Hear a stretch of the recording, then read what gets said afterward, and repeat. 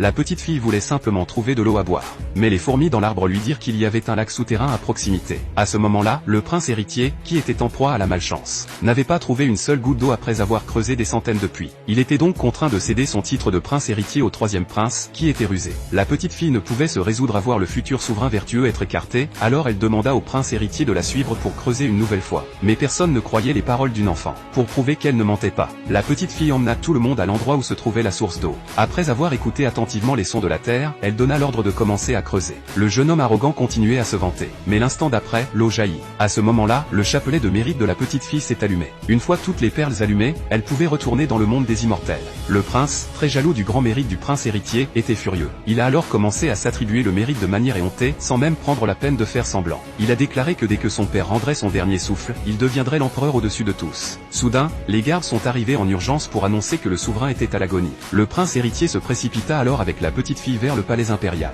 Lorsqu'ils arrivèrent en toute hâte dans les appartements du souverain, les gardes à la porte leur dirent que personne ne pouvait entrer sans l'autorisation du prince héritier. Le prince héritier se mit alors en colère, car ses gardes étaient encore plus arrogants que lui. Mais la petite fille n'aimait pas les scènes de violence. Elle leur donna donc à chacun une pilule soporifique, qui les fit dormir pendant 3 jours et 3 nuits. Une fois à l'intérieur, ils découvrirent que l'empereur était effectivement dans le coma, avant même qu'ils aient pu interroger le médecin impérial. Le salaud les suivit comme une ombre. Soudain, la petite fille remarqua qu'il y avait un problème avec un tableau et que c'était lui qui empêchait l'empereur de guérir. Voyant que personne ne la croyait, la petite fille prit l'initiative de couper le tableau en deux. Et effectivement, l'empereur se réveilla l'instant d'après. Voyant que la petite fille avait gâché ses plans, le salaud demande rapidement à un garde d'apporter un bol contenant un remède puissant, prétendant qu'il s'agit de l'essence de milliers de plantes médicinales précieuses. Mais la petite fille se rend immédiatement compte que le remède est suspect. Craignant d'être démasqué, la salope se dépêche de le faire boire à l'empereur. Heureusement, le prince héritier, qui a réagi rapidement, s'en empare et le fait boire au garde qui a apporté le bol. Voyant que le garde est sain et sauf, tout le monde le réprime.